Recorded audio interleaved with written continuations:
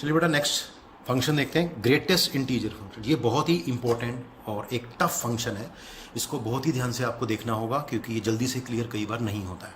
तो देखते हैं, द फंक्शन है from R to R defined by f x is equal to, इस तरह से एक बॉक्स बनता है, छोटी सी ब्रैकेट बनती है, क्लोज ब्रैकेट, उसके अंदर एक्स को लिखते हैं, इसको ग्रेटेस्ट इंटीजर फंक्शन बनते हैं। अभी बताऊंगा मैं क्या चीज़ होती है। Where x belonging to set of real number, मतलब यहाँ एक्स की वैल्यू आप कोई भी रियल रख सकते हैं। वेयर ये क्या चीज़ है, इसको बोलते हैं ग्रेटेस्ट इंटीजर एक्स। ये क्या चीज़ होती है, denote the greatest integer less than और इक्वल टू एक्स। मतलब ये जो आपका कोई भी नंबर होगा वो या तो एक्स के इक्वल होगा और या उससे छोटा होगा, लेस देन एक्स होगा, लेकिन वो ग्रेटेस्ट इंटीजर होना चाहिए। एग्जाम्पल देखेंगे भी आगे।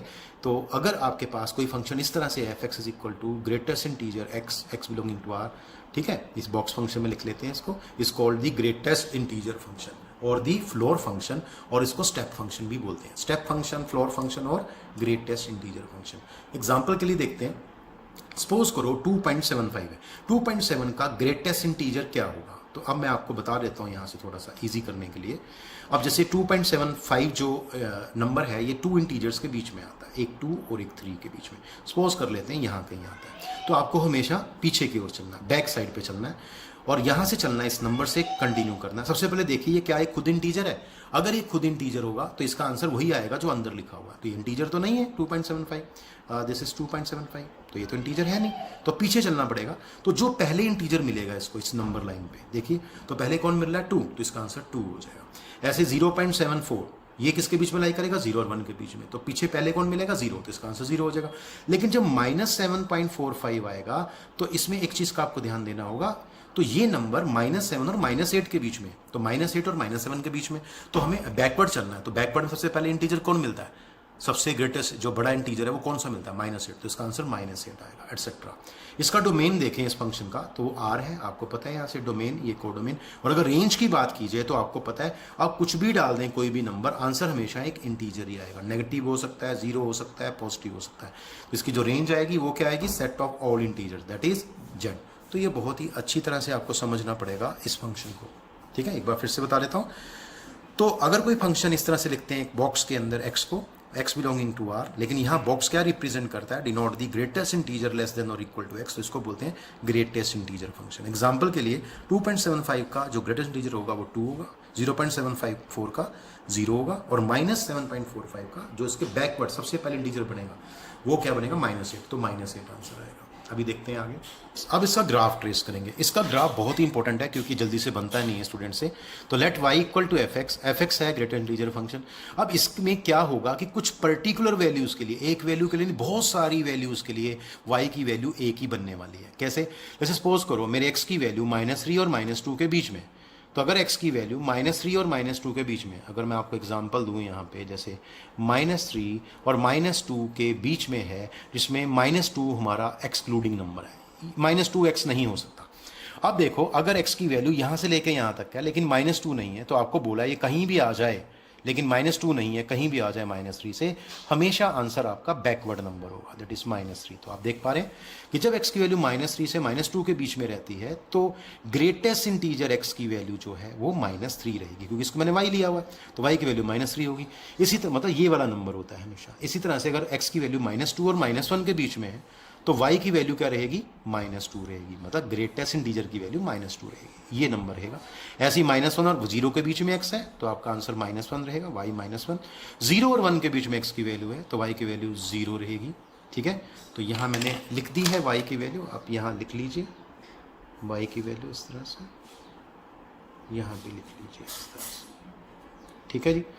तो आप देख पा रहे हैं जब x की वैल्यू 1 और 2 के बीच में है तो y की वैल्यू 1 रहेगी, ये नंबर रहेगी। y मीन्स ग्रेटेस्ट इंटीजर की वैल्यू, और अगर x की वैल्यू 2 और 3 के बीच में है तो इसकी वैल्यू y की 2 रहेगी।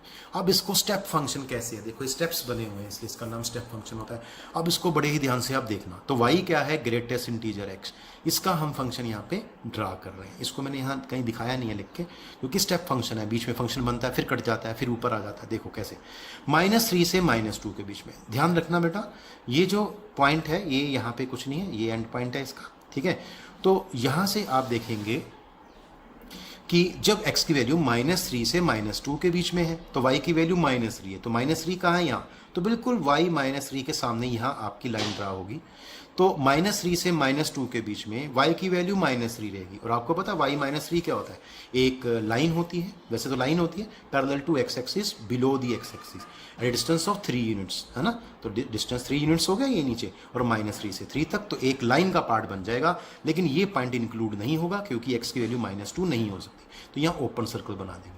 उसके बाद फिर सीधी वैल्यू -2 पे जाती है, लेकिन x की वैल्यू -2 से -2 वैल्यू कहाँ y की, ये रही। तो इसमें एक स्टेप बन जाएगा, ऐसे ऊपर उठ जाएगा, और इसके बाद जैसे ये फंक्शन बना ऐसे यहाँ बनेगा। तो -2 से लेके -1 तक, पर एक्सक्लूडिंग नंबर होगा। ऐसे ही फिर अगली बारी आएगी -1 से 0 की, तो वहाँ ये फंक्शन यहाँ से ऊपर जंप करेगा, फिर यहाँ से -1 से कहाँ जाएगा 0 तक, ठीक है। और ये पॉइंट आपका इंक्लूडिंग नहीं होगा, 0 इंक्लूड नहीं होगा। उसके बाद फिर 0 से 1 के बीच में देखते हैं, 0 से 1 के बीच में ये y की वैल्यू 0, y की वैल्यू 0 कहाँ होती है, x एक्सिस पे, तो ये पार्ट बनेगा। तो आप देखेंगे इस तरह से फिर 1 से 2 के बीच में जाएंगे तो y की वैल्यू 1 है, तो 1 ये देखो यहाँ पे, तो ये फंक्शन यहाँ जंप करेगा और यहाँ से यहाँ तक मेंटेन करेगा, और यहाँ पे ओपन सर्कल होगा। और इसी तरह से 2 से 3 के बीच में देखते हैं, 2 से 3 के बीच में अगर x की वैल्यू है तो y की वैल्यू 2 होगी, तो इसके कोरस्पॉन्डिंग ये यहाँ बनेगा और यहाँ जंप करेगा और यहाँ से यहाँ तक, तो ये ओपन आपका सर्कल बन जाएगा। यहाँ पे देखिए स्टेप्स बने हुए हैं, ये डॉटेड लाइन कुछ नहीं है, मैंने वैसे ही मेंटेन किया, बता रहा हूँ ये 1 के कोरस्पॉन्डिंग है, 2 के कोरस्पॉन्डिंग है। ये स्टेप्स हैं 1 2 3 4 5 6 स्टेप्स हैं, बाकी कितने भी स्टेप बन सकते हैं, देयर आर इनफाइनाइट स्टेप्स। तो इसको बोलते हैं ग्रेटेस्ट इंटीजर फंक्शन। चलिए आगे चलते हैं। अब हमारे पास है पॉलिनोमियल फंक्शन। अब पॉलिनोमियल फंक्शन क्या होता है, तो पॉलिनोमियल फंक्शन क्या होता है, देखिए A function f from R to R is said to be polynomial function if for each x belonging to R, fx क्या बने, is a0 plus a1x plus a2x square plus dash dash dash plus anxn।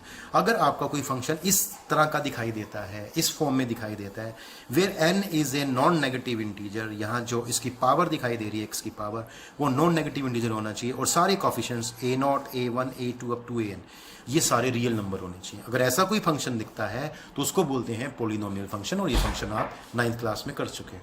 तो देखिए example, fx is equal to x cube minus x square plus 2 and gx is equal to x raise to power 4 plus √2 are examples of polynomial functions. ये polynomial functions के example है, ठीक है। लेकिन hx is equal to x raise to power 2/3 plus 2x is not a polynomial function. क्यों, क्योंकि आप देख पा रहे हैं x की जो पावर है वो फ्रैक्शन में आ गई। तो अभी हमने पीछे बताया था, ठीक है, जो x की पावर है वो नॉन नेगेटिव इंटीजर होनी चाहिए। देखिए नॉन नेगेटिव इंटीजर होनी चाहिए, तो ये तो इंटीजर नहीं है 2/3, इसलिए पॉलिनोमियल फंक्शन नहीं होगा। अब इसका जो डोमेन होगा पॉलिनोमियल फंक्शन का वो हमेशा R होगा, और इसकी रेंज हम डिफाइन नहीं कर रहे क्योंकि range function to function vary करेगी। मान लो कोई पॉलिनोमियल फंक्शन 1 डिग्री का है, कोई 2 डिग्री का है, कोई 3 डिग्री का है, तो कॉरस्पॉन्डिंग जो रेंज है वो वेरी करती जाएगी, तो ये कभी भी फिक्स नहीं होती है। इसका डोमेन फिक्स होता है लेकिन इसका जो रेंज है वो कभी फिक्स नहीं होता, इसलिए हम यहाँ उसको नहीं दिखा रहे हैं। चलिए आगे चलते हैं। अगला फंक्शन है रैशनल फंक्शन। तो रैशनल फंक्शन की डेफिनेशन क्या होती है, rational function is a function of the form fx is equal to px by qx where px and qx are polynomials. तो याद रखना, अगर 2 पॉलिनोमियल्स का कोशेंट दिया हुआ है, डिवीजन दिया हुआ है, तो वो फंक्शन जो नया फंक्शन बनेगा डिवाइड करके उसको बोलते हैं रैशनल फंक्शन। लेकिन याद रहे इसमें qx जो फंक्शन है नीचे वाला उसकी वैल्यू 0 नहीं होनी चाहिए, ठीक है। तो ये डेफिनेशन होगी, is called a rational function. A function of the form, जो ऐसा फंक्शन हो px बाई qx फॉर्म में where qx is not equal to 0 and px and qx both are polynomials is known as rational function.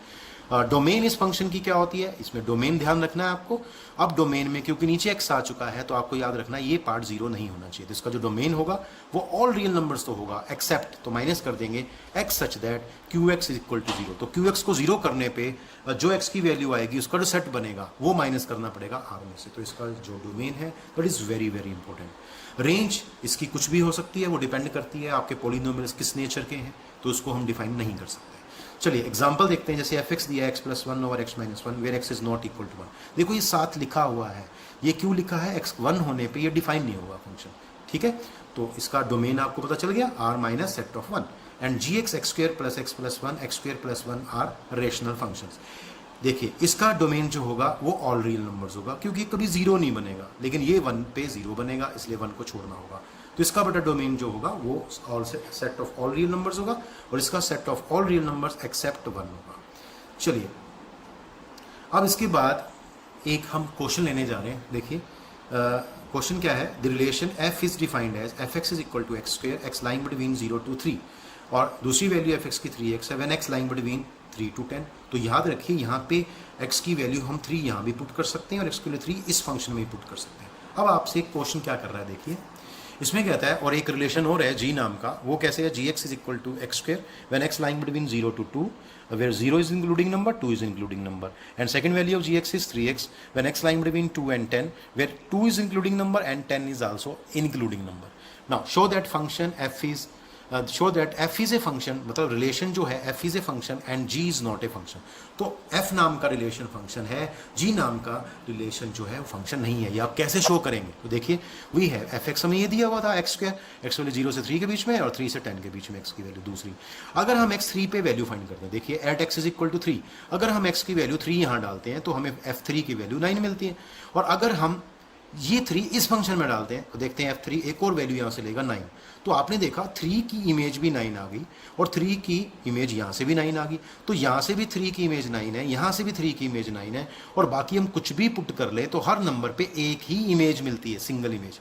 It means क्या हो गया कि 3 पे दोनों पे सेम वैल्यू आ रही है। इट मीन्स क्या होगा, हर जो एलिमेंट होगा इसका डोमेन में उसकी एक यूनिक इमेज ही आएगी। तो क्या लिखा, therefore we observe that f(x) takes unique value at each point in its domain that is 0 to 10। इसका बेटा डोमेन जो है वो 0 से 10 है। That implies f is a function, इसलिए ये फंक्शन है। क्यों, x की कोई वैल्यू भी अगर 0 से 10 तक इसमें पुट करके हम देखते हैं तो हमें एक यूनिक इमेज ही मिलती है फंक्शन की, इसलिए ये फंक्शन होगा। लेकिन अगर हम इसकी बात करते हैं gx की, तो यहाँ देखेंगे जब हम 2 पुट करेंगे, देखो इसको ध्यान से देखो, x के लिए 2 पुट करेंगे तो यहाँ 4 आंसर मिलेगा g2 का, और अगर हम x को 2 पुट करेंगे इस वाले g वाले पार्ट में तो ये 6 मिलेगा। तो आपने देखा 2 की इमेज 4 भी है और 2 की इमेज 6 भी है, तो जो डोमेन का पॉइंट 2 नाम से है उसकी एक से ज़्यादा इमेज है। तो आप कहेंगे therefore the element 2 in domain of g that is 0 to 10, इसका एलिमेंट है 2, ये देखो 2 इसी के बीच में लाई करता है, हैज़ 2 images 4 and 6, तो इसकी 2 images हैं 4 and 6, इसका मतलब g is not a function, तो g एक फंक्शन नहीं होगा।